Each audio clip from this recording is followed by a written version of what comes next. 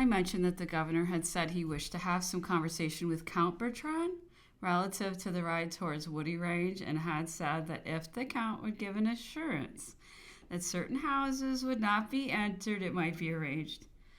What houses are there? Replied Napoleon. Miss Mason's and that of Lega, the carpenter. Is he afraid of Miss Robinson's virtue? Betteses, nonsense. If I wish to correspond, you will know that I could cause letters to be sent to Europe every day. The 8th. On the 7th, the races were held at Deadwood, at which Madame Sternmer, the 3 commissioners, and Captain Gore were present. General Gorgo also went and had a long conversation with Baron and Baroness Sternmer, Count Balmain, and latterly Marquis Montchenu. During the greatest part of the time, no British officer listened to them. Sir Hudson Lowe and Sir Thomas Reed were spectators a considerable portion of the time. Lady Lowe was also present. Towards the end of the races, the commissioners, Madame Sternmer and Baron Gorgo, went to Mrs. Younghusband's house in camp, where they remained together for some time before any of the governor's officers followed them. Mentioned to Sir Hudson Lowe the opinion which Napoleon had expressed of Marquis Cornwallis, to which his Excellency replied that Lord Cornwallis was too honest a man to deal with him. Napoleon went down to Count Bertrand's, where he had from the upper windows a good view of the races, at which he remained until they were finished, and appeared to be highly entertained. Sir Thomas Reed expressed great anger towards Mrs. Younghusband for having invited the commissioners and General Gorgo together without having been accompanied, and said that the governor had a right and ought to turn her off the island for it, adding that the commissioners themselves were mean wretches for having spoken to Gorgo when his master treated them with such contempt. Napoleon walked out for some time with Counts Montholon and Bertrand. Saw him at midday. He asked many questions about the races in which he appeared to take interest. Observed that from what he had heard, Montchenu must have been very badly educated, as he had made use of very improper and even indecent language before Lady Lowe on occasion of the breeze, which was very smart, having interfered with some ladies' drapery. In general, said Napoleon, Frenchmen at his time of life are proverbially polite, but from what I heard, this man never could have been brought up in good company, and has l'air d'un sous-lieutenant de l'ancien régime, the manners of an under-lieutenant of the old dynasty. Mrs. Rainsford, Minister of Police, died on the 7th. 14th. General Gorgo, while going through the camp, went into the apartments of Major Fertzen of the 53rd Regiment, where he remained for a few minutes. 15th. Sir Hudson Lowe sent for the orderly officer and demanded what business General Gorgo had to enter Major Fertzen's rooms.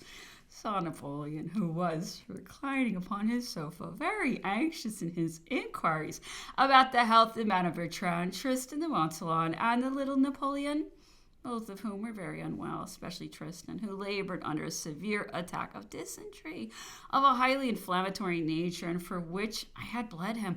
When I told Napoleon that the bleeding had afforded the child great relief, said he, experience is everything. Showed him a very curious edict which had been issued by the Emperor of China relative to the English ambassador, and explained the purport of it. After he had heard what I had to say, he said that he was still of opinion that the ambassador ought to have complied with such ceremonies as were practiced by the first mandarins of the empire towards the emperor. That the Chinese did not ask us to send ambassadors to them, that our having sent one was a proof that we had some favor to ask or some object to gain. Therefore, we ought to have complied with their customs, or else not to have sent an ambassador out. You ought, continued he, to have treated those brutes like children, to have humored them, in fact, as if you had sent an ambassador to the moon. I recollect having had a conversation on the subject at Tilsit with the Emperor Alexander, when we were very good friends. He asked my opinion and advice.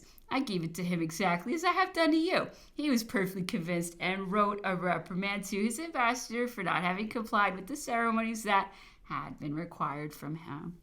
When I was at war with Russia, said he, I had an intention of injuring the Russians in their Chinese trade by inciting the king of Persia to make war upon them, which in fact he did. I had hopes of causing a diversion by means of the hordes of Tartars under the Persian government. I asked afterwards if it were true that Talleyrand had proposed to him to cause all the Bourbons to be assassinated and had even offered to negotiate for its accomplishment. Napoleon replied, it is true. Talleyrand proposed and offered to have it effected. In reply to a question of mine, whether 100,000 francs was not the sum demanded, the emperor answered, a great deal more. If I recollect right, 1,000,000 of francs for each. But I always refused my consent. There wanted nothing but that. I even forbade the attempt to be made. 16th, Napoleon informed me that he was now employed in writing observations, military and otherwise, upon the 7 Years' War of the Great Frederick, which would, when furnished, form 2 or 3 volumes. Cipriani, employed in town as usual. The 20th, Count Bellarmine and Captain Gore came up as far as Longwood, dogged by a sergeant of the 66th Regiment, dressed in plain clothes, who was in the employ of Sir Thomas Reed.